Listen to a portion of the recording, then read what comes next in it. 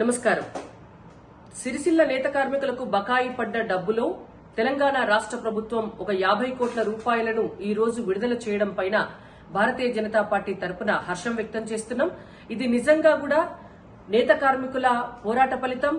గత నెల రోజులు నేత కార్మికులు దీక్షలు చేస్తూ వారంతా కూడా పాదయాత్రలు చేస్తూ భిక్షాటన చేస్తూ వారికి రావాల్సినటువంటి సొమ్మును ప్రభుత్వం చెల్లించాలని చేసినటువంటి పోరాటానికి మద్దతుగా భారతీయ జనతా పార్టీ కరీంనగర్ పార్లమెంటు సభ్యులు బీజేపీ ప్రధాన కార్యదర్శి జాతీయ ప్రధాన కార్యదర్శి బండి సంజయ్ కుమార్ గారు దీక్షకు పిలుపునివ్వడం, వారికి మద్దతుగా సిరిసిల్లలో ఒకరోజు దీక్షకు అన్ని ఏర్పాట్లు చేయడంతో దిగొచ్చినటువంటి తెలంగాణ రాష్ట్ర ప్రభుత్వం యాజమాన్యాలు అలాగే కార్మికులు ఆసాములందరితో కూడా మాట్లాడి వారి డిమాండ్లన్నిటికీ కూడా తలొగ్గి అలాగే వారికి రావాల్సినటువంటి బకాయిలన్నీ కూడా విడుదల చేస్తామని చెప్పి వారం రోజుల క్రితం చెప్పినటువంటి మాట మనందరికీ కూడా తెలిసిందే. అయితే దాంట్లో భాగంగా ఇవాళ 50 కోట్ల రూపాయలు విడుదల చేయడం పట్ల నిజంగా కూడా అది బీజేపీ పోరాట ఫలితంగా మేము సంతోషం వ్యక్తం చేస్తున్నాము.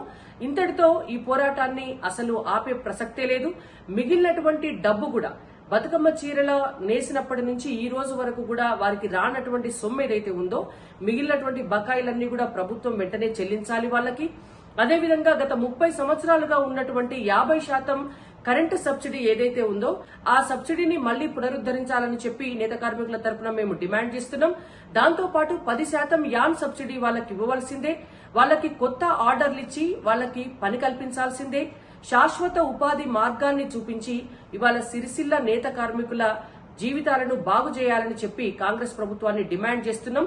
మొన్న ఏ విధంగా అయితే వాళ్లకు అండగా ఉండి మా కరీంనగర్ ఎంపీ బండి సంజయ్ కుమార్ గారు దీక్షకు పిలుపునిచ్చి వాళ్ళ పోరాటంలో భాగం పంచుకుంటామని చెప్పారో అదేవిధంగా మిగిలినటువంటి బకాయిలు పూర్తిగా చెల్లించకపోయినా మిగిలిన డిమాండ్లు నెరవేర్చకపోయినా మళ్లీ నేతలతో కలిసి పోరాటాన్ని ఉధృతం చేస్తామని చెప్పి కాంగ్రెస్ పార్టీని డిమాండ్ చేస్తున్నాము.